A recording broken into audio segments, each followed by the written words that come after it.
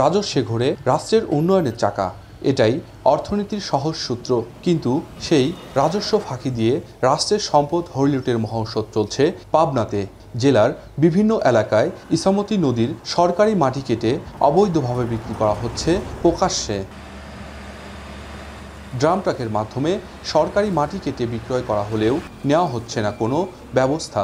অভিযোগ উঠেছে এই অবৈধ কর্মকাণ্ডে জড়িত স্থানীয় প্রভাবশালী ও ঠিকাদার চক্র। মসজিদ মাদ্রাসার বিনামূল্যের মাটি নেওয়ার নামে নিজেদের স্বার্থ হাসিলের কাজ করছেন তারা। এতে সরকার হারাচ্ছে কোটি কোটি টাকার রাজস্ব। 10 টাকা নিয়ে দেশে মাদ্রাসা মসজিদে 2 টাকা, আর 7 টাকাই 8 টাকাই চলে যাচ্ছে বাইরে বিক্রি করতেছে। আমরা ক্ষয়ক্ষতির মানুষ, আমাদের জমির পর মাটি পড়ছে, সেই মাটি এখন নিয়ে চলে যাচ্ছে, নিয়ে যায় মসজিদ মাদ্রাসার কথা কয়ে মনে করেন যে মাটিটা বিক্রি হচ্ছে। প্রত্যেকটা ড্রাইভার এরকম মাটি বেচতেছে বা প্রত্যেকটা ম্যানেজার হলেও মাটির দালালরা বসে বসে রয়েছে।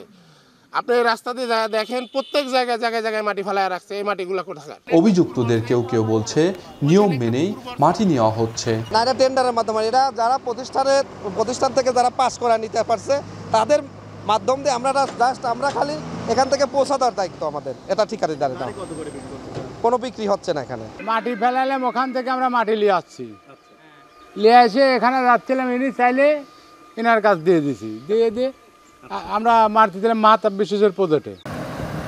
সরকারি মাটি কেটে বিক্রি বন্ধে দ্রুত ব্যবস্থা নেওয়ার আশ্বাস পানি উন্নয়ন বোর্ডের।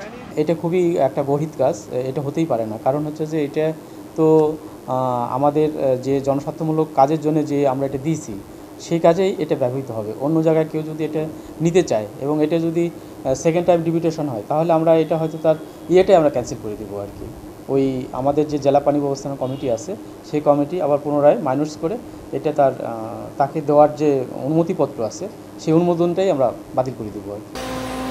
2024 সালে রাষ্ট্রপতির উদ্যোগে 1554 কোটি টাকার ব্যয়ে খনন সহ ইছামতির প্রায় 110 কিলোমিটার খনন প্রকল্প গ্রহণ করে সরকার।